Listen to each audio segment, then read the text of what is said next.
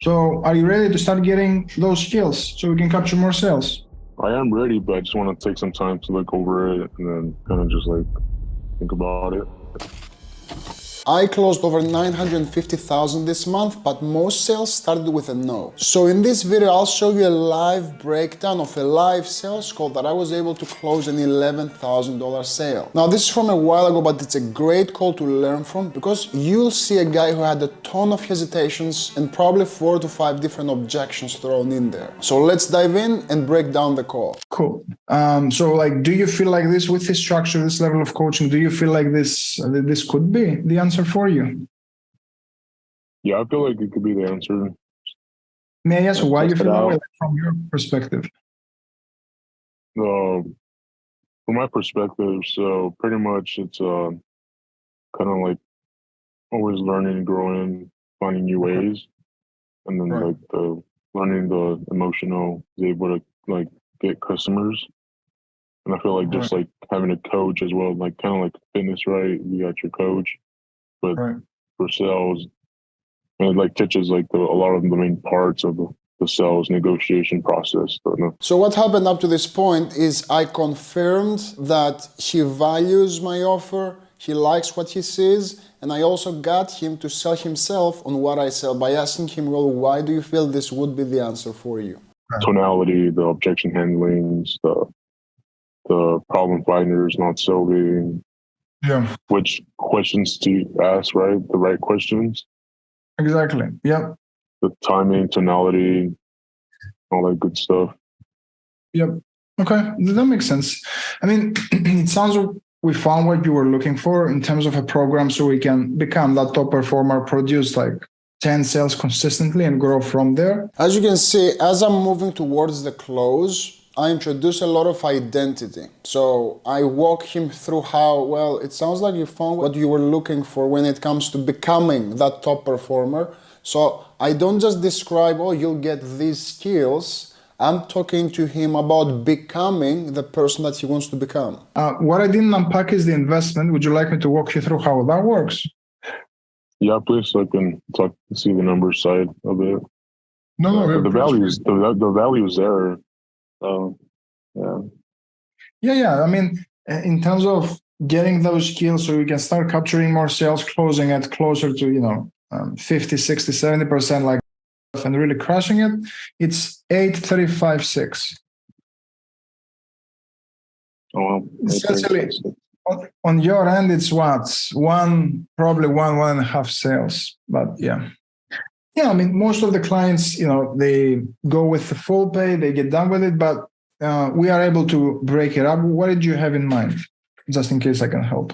So here, I'm not giving him straight up the payments. I just letting him know that, hey, most people do the full pay, just so I can secure more commissions as well. But I'm showing him that I'm open to giving him a payment plan, but I want him to tell me how that looks like for him instead of me just throwing random numbers. Pretty much like, I don't know what options you guys have for that.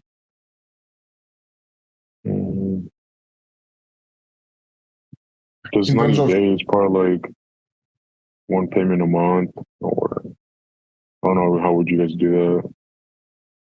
Yeah. So we have let me know what works best, but we have a 2-pay or a 3-pay. Let me unpack it for you, but you can break it up into a 2-pay or a 3-pay. Let me just show you the exact thing here. Clients, like, they're able to jump in, they get started with a program and then make it back and they pay it off from their new commissions. But yeah, so you can break it up into a 2-pay of 4,600 or a split pay of 3 payments of 3,200. What would fit best within your budgetary constraints?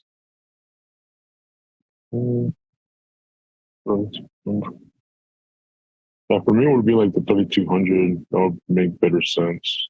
So we have some sort of agreement on the payment plan now, and we're about to pull the trigger, but as you'll see, more objections will come up. Okay, yeah. A lot of clients go with that. That's cool. Mm-hmm. So are you ready to start getting those skills so we can capture more sales? I am ready, but I just want to take some time to look over it and then kind of just like think about it.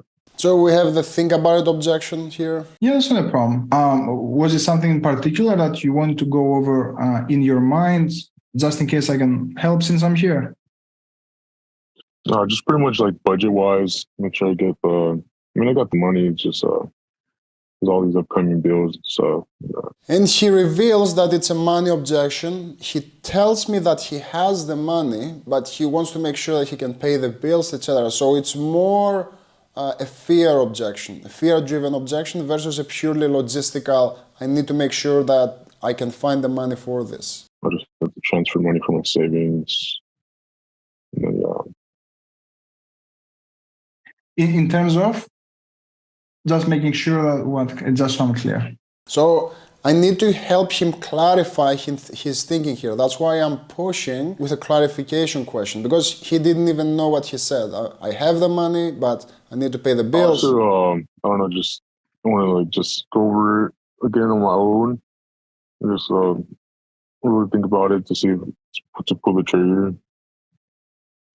Yeah, I mean, and I understand, like, it's kind of like I can understand that you might be a little bit concerned about the investment, like if this is going to work, but isn't kind of like this is what exactly your prospects are telling you, kind of like, let me think about it, let me sit on it. So what I'm doing here is, because I detected that it's more of a fear, concern, objection compared to a completely logistical, I'm making him face his own objection. That's why I'm telling him, hey, isn't that exactly what your prospects tell you when you sell to them? Exactly, yeah.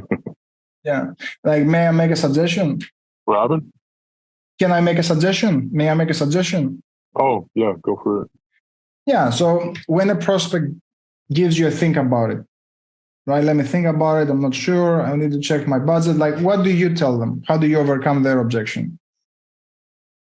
Pretty much, I'll be like... So what happened here? I'm helping him overcome his own objection by creating this imaginary scenario, him versus his prospects. But by replying my question, he's going to handle his own objection. Can you see how that works? So I just kind of like loop them back, right? Kind of like go over like what I'm offering, this and this, and like, look, man, this is what you're already paying.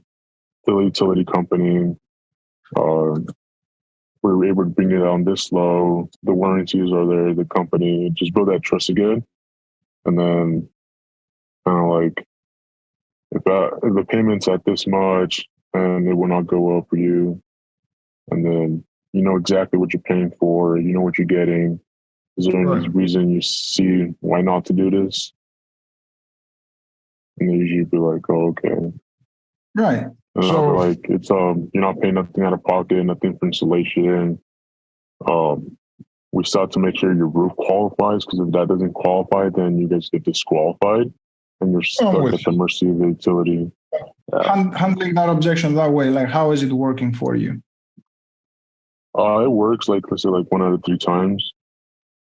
Yeah. What happens to the other two? So I'm showing him now, I'm asking these questions because I want to show him that the way that he's handling that objection is not as effective, and he's losing out 2 out of 3 sales. So if I show him that his objection handling process isn't optimal, how can he expect to handle his prospect objections, but also his own objections with himself? The other 2, pretty much, I have to keep following up with them, do like the 2-2-2 method, and then just stay in touch with them, kind of like try to get them back in the loop. And sometimes they just kind of disappear. Right. So my question is, like, how are we going to help our prospects overcome their own think about it objections and their own fears and their own concerns if we cannot overcome our own and really back ourselves and our skill set? No, it's true. It's like I get what you're saying. It's like, just like, it's me holding myself back. So we're not 100% in yet. He said, yes, I agree with what you're saying, but this is not what I want to hear, right? I don't want to hear, I agree with what you're saying, because it doesn't matter. I'm a salesperson. It doesn't matter what I say or not. It's about him accepting the idea. So what do you feel you need to to do to put yourself in the best possible position to become like the top producer that you want to become? So this is a closing question, but I'm making it all about him. It's not about, hey, are you ready to get started with a program? I'm asking, well, what do you feel with that knowledge that you have now, that you're leaving sales on the table, what do you feel you need to do to put yourself in the best possible position to become the top performer? Again, going back to that identity, I keep harping, building him up so he can start making decisions as the top performer he needs to be. And what top performers do? They invest in themselves. Obviously, always take risks, take the investments, and keep learning, buy courses and everything, get trainings. So where should we go from here? Now I'm asking for the sale again, but as you'll see, he'll backtrack once more. I don't know. Can you email me that? Pretty much the last slide you showed me. Another smoke screen objection. So he's like, hey, can you email me? So he can go back and just think about it. So we still haven't overcome his fear. Yeah, I mean, I could, but may I ask, I can email it to you, this one, but may I ask, what happens if, again, you don't make a change though? I am asking him a nightmare question. So I want him to visualize and start picturing what's going to happen in the future if he doesn't make a decision and he keeps postponing.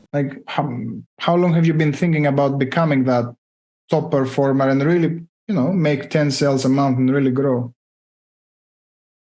Oh, pretty quite a while. It's I only hit it one time. I had 11 deals when I told you in June. And then, how many months did you say, how many months do you think you wanted to become kind of the best version of yourself in terms of your sales? Oh, obviously, every month, just be hitting the minimum 10 deals, high performer. Yeah, but how long have you been thinking about becoming that high performer? So I'm not getting the answer that I want. So I'll keep asking. Guys, you don't give up in this stage of the game. Prospects are frazzled, they're fearful. So you need direct answers to be able to use that information to help them out. So you can keep asking the same question with the right tonality to bring them back to where they're supposed to be. Oh, pretty much more since last year. Okay, so let's say it was since last year. So let's say it was 6 months, right? So yeah. If you've been considering a change within those 6 months, how many sales do you feel you've missed out on every month for 6 months that you've been thinking about making a change? How many sales do you feel you missed? Yeah, I missed probably 3 to 5, which is equivalent to 15 to 25,000 commission. Okay, so now I'll start showing him how much money is he leaving on the table by not making a change. 25,000 over 6 months or each month? Yeah, let's say 3 to 5 deals I don't get. So let's say minimum 15,000 times. I'm losing about almost 200,000. It's a lot of money. Now we got him to realize that, wow, okay, I've lost on at least 200,000. That's a lot of money. He said it himself. I didn't tell him that. That's why I have him calculate it. Because if I just come up with a number and tell him, hey, you've been missing out on this much money, he can accept that idea or he cannot accept that idea. But now that he came up with it himself through my questions, it's much more powerful. Dude, do you want to change that? Obviously, yeah. So it's yeah. Well, are you against getting the skills so we can change that? Or do you want to keep missing out on 3 to 5 deals a month by not having the right skills? No, obviously I'm not against this because this is really good. So the value's there. Okay. So may I ask what's really holding you back from getting those skills so you can become the person that you want to become? I want to create movements because I have helped him have this aha moment. And he's like, oh, wow, I really am missing out on a lot of money here, but I need to create movements so he doesn't fall back into the fear because he just had that aha moment. So I need to lightly nudge him towards the next step, but I'm not going to push him to buy. I'm asking him, well, what do you feel is the next step for us then? So I'm creating the buying environment, but I am allowing him to make the best decision for himself. You can tell me, We're on the same Yeah. team.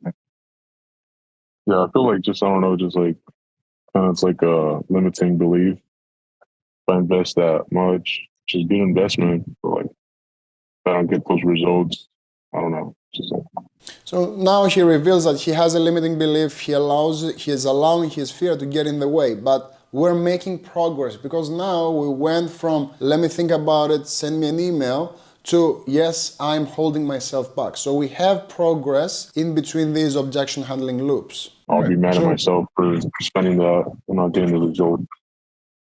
Obviously, like, you know, like, And he's producing 100,000. If it worked for hundreds of other solar reps and they're making the money that you want to be making, why do you feel it wouldn't work for you? not sure. It's just like, with the whole solar market changing too, but I think that's just an excuse because obviously you can always get sales.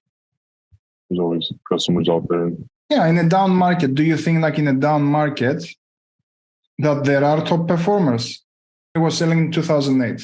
In the top recession, he was the top sales pro. Like he was making 1 million a year in a recession. No. So again, even in hard times, there are top performers who make the top guy money. So do you want to be one of these people? And do you want to make decisions like these people? So yeah, obviously that's where I want to be at. So what am I doing here? This is no longer about, hey, do you want to have the skills? It's I'm comparing him with the people that he wants to become like. So I'm asking him, well, regardless if it's a slow or a high season, the top performers will be top performers. So what do you feel you need to do to start becoming that top performer? And how do you have to start acting? So I'm just trying to separate that identity of fear that he has to a more empowering identity, the one of a top performer. Be in that type of circle. Yeah, so if you want to become that, person, that top performer where you can be, like what decisions do you feel that you have to start making to become that person? Obviously, I have to start making the right decisions, so not holding back, just kind of like make a decision already, just learn, study the material, put it to practice. And if it works, good. Not, then, just take the hit and keep going. Okay. So does it make sense for you to start getting the skills? I'm asking for the sale again. So I took him through another loop through my questions. He said the right things. Yeah, I need to learn the right skills. I need to make progress. And I asked for the sale again. Let's see what happens. Yeah, it does. Yeah. So where should we go? Obviously, it's like going to you guys. I just want to take the day and then plan out my money and just like pull the trigger. He's still back and forth a bit. He's on the tightrope. Yeah, we couldn't. You don't have to do this, right? You don't have to be the top performer. I will start pushing him away at this point. So instead of just trying to drag him and keep nudging him towards buying, because I still see him on this tightrope on the fence, I want to see what happens when I start pushing him away, how bad he wants it. Because now if I keep trying to sell him, he will start pushing me away. So I'll start pushing him away and start proving to me that yes, he indeed wants to become that person. I stay where I'm at, stay the same, or take this risk and it's not a risk, but like make this investment. Can you see how his language changed, by the way? Earlier on, it was all about risk. I didn't comment on it, but I keep rewiring his mindset. And now he said himself, well, it's not a risk, it's an investment. I didn't say anything about it, but because I'm asking and I'm guiding him through with my questions, he himself said, oh, it's an investment. Learn the new material and put it in practice. Because weekly coaching is pretty much going to be like Zoom, right? Everything is on Zoom, yeah. Okay. You get to learn from guides you how to do it, and you get scripts. Like the moment you sign up, we send them his exact scripts. So starting on your next door, you can start using script. But he's out there, he's producing 100,000 with a month. That's good.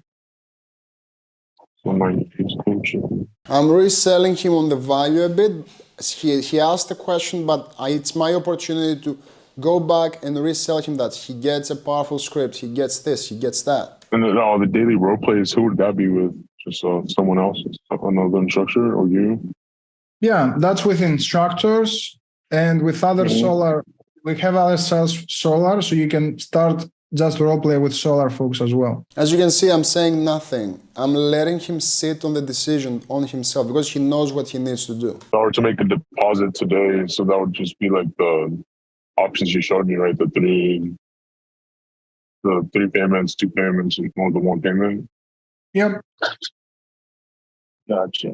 Yeah, it's yeah, but like you said, it's like one and a half sales for me, two sales. Now he starts justifying it to himself in his mind. I'm not gonna interrupt that process. I'm letting him sit on it. Yeah, like, do you feel like something like this will help you get, like, at least, because that's at the end of the day, this, like, will this help you get 2 more sales? Forget the 10, because it has gotten people get there. Like, let's look at worst case scenario here. What I'm doing now is I want to walk him through, because this is where his mind is always going, the worst case scenario. What if I fail? What if I waste my money? So I want to paint a picture of a worst case scenario that's a lot more palatable, a lot more easier to survive than he thinks. So I'm gonna walk him through that scenario so he feels okay with stepping into the worst case scenario. So if he's okay with the worst case scenario, he'll really crush it in the best case scenario.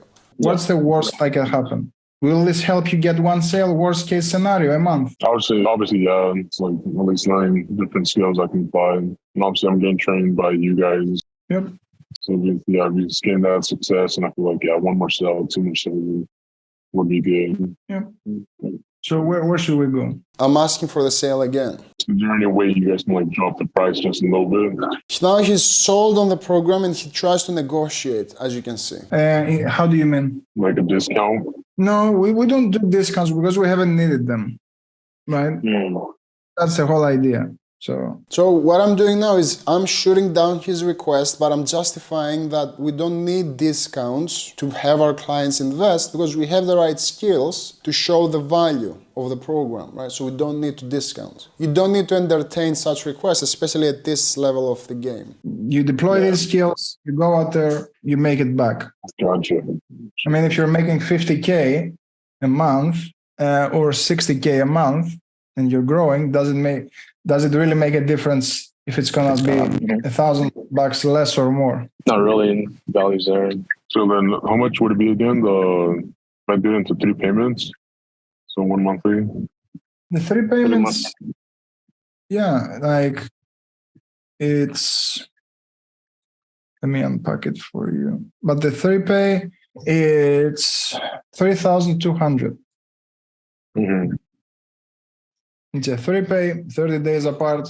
You go out there, essentially, you make 1 sale, you pay the rest from the new commission. If you don't mind me asking, like using this strategy, how much did it increase your sales personally? So he tries to redirect the conversation back to me now because he feels the pressure of the decision. So he tries to put it on me. Hey, how much did it increase your sales? Yeah, no, please, any question.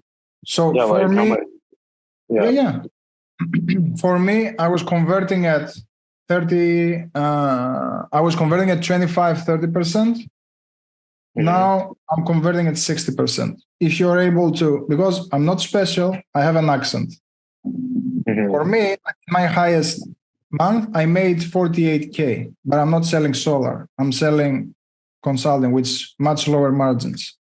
So if you convert, dude, if you're converting right now So now I replied to him with authority that I have results, but if I just leave it there, again, we're gonna be stuck. So I'll put it back on him and trying to translate my results into his situation. 30%, like if you converted 50%, don't go 60% where I did. If you converted 50%, how much money could you be making? Oh, a lot more. Like a whole new pay grade, you know. What do you feel you need to do then? Yeah, just take the risk already and just make the jump. Pretty much like I do it now. Are you ready to back yourself? Yeah, I'm ready to invest in myself. And then pretty much every time we be getting emailed, right? The copies. I'm going to send you the onboarding email and I'm going to send you solar scripts right away. I'm gonna personally email it to you. Okay, so it'll be 3,200. Yep. Yeah, let's do it, man. And right after this point, he's like, let's do it. You heard him, and he moves forward and we close the sale. So this is what full high ticket sales call looks like, and helping the prospect move through his objections. Now, if you want the script that I use to walk him through his concerns, his fear, make sure you watch the video right here, and I'll see you over there.